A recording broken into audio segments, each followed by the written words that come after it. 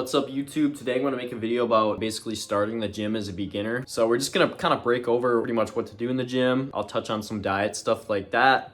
And then also just some generic pointers to kind of help you with consistency, so on and so forth. So when you're starting the gym as the beginner, what I would basically recommend doing is following like kind of a loosely programmed program pretty much. So what I mean by this is not to really do anything too stressful in terms of programming, just keep it very simple. And I can tell you guys what I did pretty much. The best method that I would say is to start with just a split. So a split is pretty much just what body parts you do how many times throughout the week. And the way you want to do this is you want to start more conservative with the amount of days that you plan to go to the gym a week, right? So when you're a beginner, all you really need is 3 days. So I'd say that's a pretty reasonable place to start at. So I'd just do full body 3 days a week. So I'd pretty much start with that as like the training split per se. Okay guys, and then we'll break it down into like what exercises, what sets to do, what reps to do. So you're gonna be going to the gym 3 days a week. On each of those 3 days, so it's gonna be full body workouts. So what you're gonna do is you're gonna be doing a chest exercise, a back exercise, and a leg exercise on all 3 of these days, right? And the easiest way that you can really choose the exercise that you want to do is just going on Google Images, looking up chest exercises, and it'll basically show you like just a bunch of different chest exercises.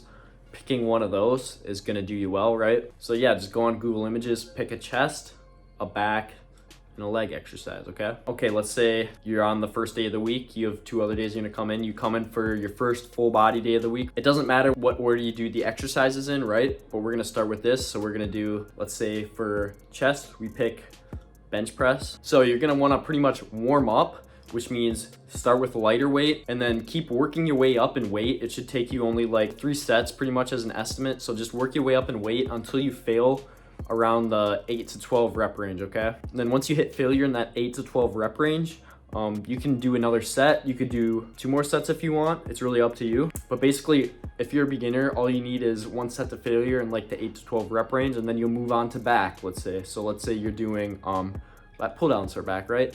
So you'll start off, you'll go with lighter weight. Let's say you got 12 easy reps, you increase the weight. You got 12 easy reps, it was a little bit heavier, and then you increase the weight more. So let's say you got like 10 reps, you failed. So then you have the choice, you can either do a couple more sets or you can just move on to legs. Okay, let's say for legs you did squat. So same principle really. You do a couple warm-up sets till you find a weight that will, it doesn't have to be exactly in the 8 to 12 rep range, but you wanna find a weight that you pretty much hit failure with or almost hit failure with in the 8 to 12 rep range, okay? And then from there, if you want to do another set or 2 more sets, you can do that, right? So far we've done bench, we've done lat pull down, and we've done squat. And let's say we've done 2 sets for each. So 2 sets for bench, 2 sets for lat pull down, 2 sets for squat, right? So now guys, you've probably been in the gym for about maybe like 20-ish minutes. And now again, you have the choice. Do you want to keep going or do you want to call it there? If you want to keep going, then we can sprinkle in what we call accessory movements. So you basically have about 4 accessory movements. There's a couple more, but if you're just a beginner, 4 accessory movements will do. So same idea, you're gonna have like biceps, you're gonna have triceps, you're gonna have shoulder, and then you're going to have leg accessory movements. And same idea with this, I would recommend going to Google Images and typing in blank and then exercises, right? So let's say you can do bicep exercises, and then you can choose one of those, mess around for a few sets, right? Let's say you wanna keep going. So far we've done chest, lat pull down, squat, and then let's say we went with barbell curls, but you wanna keep going, you know?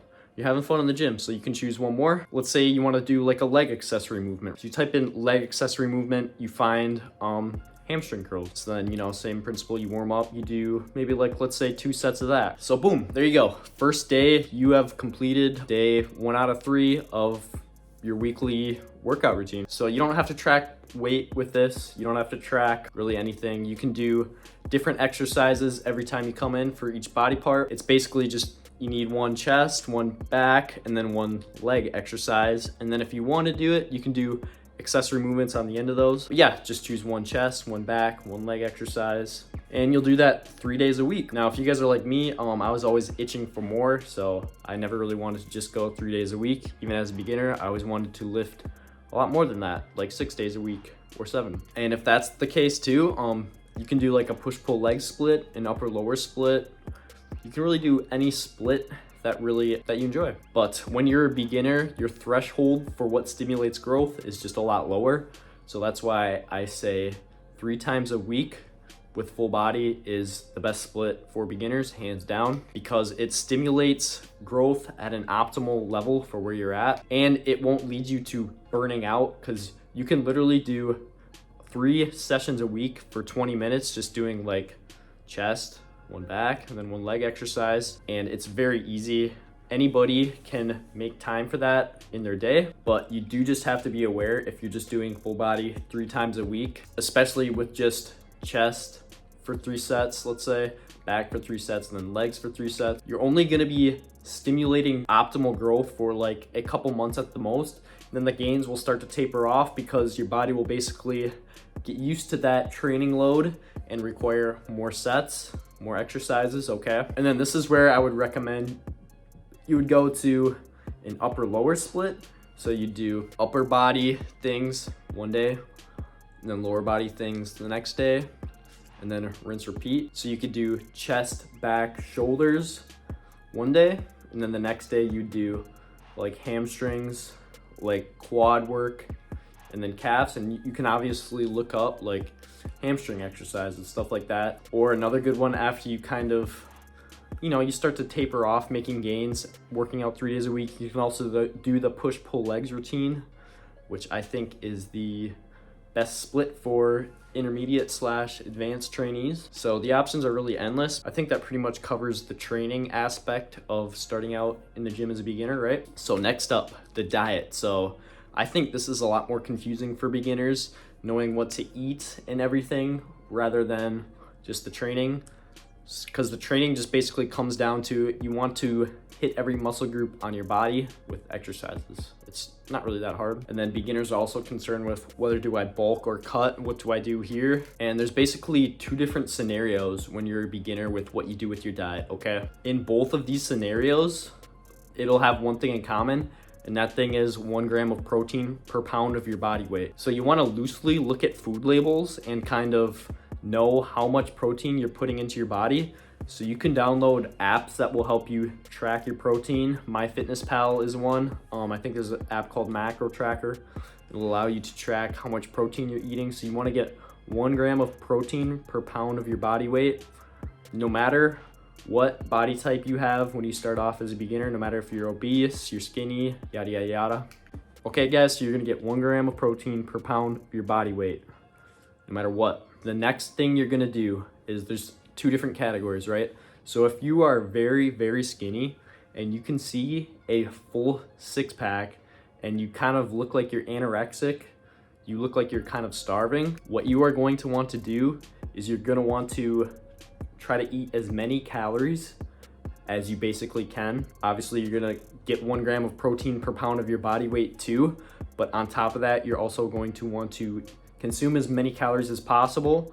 And this can be done, you can look at food labels and stuff and try to find foods that are higher in calories, right? You can also make like high protein mass gaining shakes. That's a really good one. You could blend up like a banana, some oats, some peanut butter, and protein powder and like whole milk, and that will be a lot of calories. And that will help you gain weight. All right, so that's the very skinny body type. Now we're gonna cover the skinny fat, which is the most common, and the fat body types. So if you're skinny fat, which basically means you have a gut, you have like a belly, but you don't have a lot of muscle, or if you're obese, so you're basically just fat, what you're gonna wanna do, so we already established you're gonna wanna get 1 gram of protein per pound of your body weight. And then in addition to this is what you're gonna wanna do for your diet. You're not gonna want to really count calories or do anything that's too stressful that you can't maintain. But what you're gonna wanna do is incorporate more fruits and vegetables. At least 1/3 of your plate should be vegetables for every meal and or fruit. And then the other 1/3 should be protein. And then the other 1/3 should be a healthy, complex carb source, such as rice, potatoes, oats. Okay, so if you're obese or you're just skinny fat, you don't really need to track calories. What you want to do is have fruits and vegetables, 1 gram of protein per pound of body weight, and then split your plate up into thirds. roughly.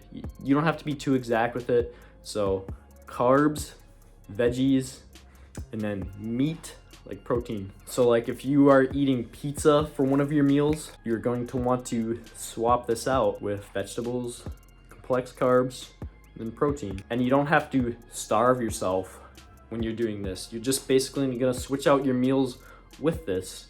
This is what the majority of your meals are gonna look like. And if you still are craving some sweets, you can have it after you finish this meal. It's pretty much guaranteed to make you lose weight. This is what's called a balanced diet.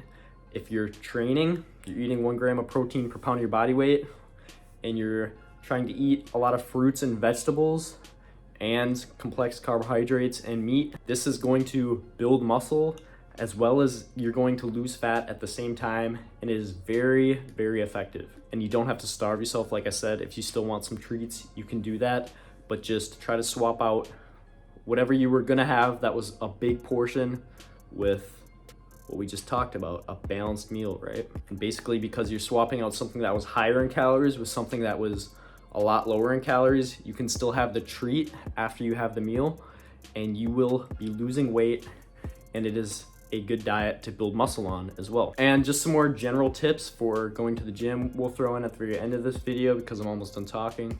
If you're feeling uncomfortable or anything like that in the gym because you feel like everybody's staring at you or judging you when you're a beginner, see if you can bring a friend, see if you guys can help motivate and challenge each other. Or if not, the next best option besides this is going to be listening to your favorite music in the gym, taking pre-workout before the gym, and this will help motivate you. You might have to force yourself a little bit. If you really hate working out, you might have to force yourself to the gym for a little bit until you start seeing progress, and then hopefully you'll be hooked. All right, guys, well, I think I covered pretty much all the points that I really had to for this video. Thank you guys for clicking on it. If you have any questions, let me know down below, or if you'd like to see any other videos, anything like that you want me to do, leave a comment and I'll get it done for you guys. But thanks for watching. Peace.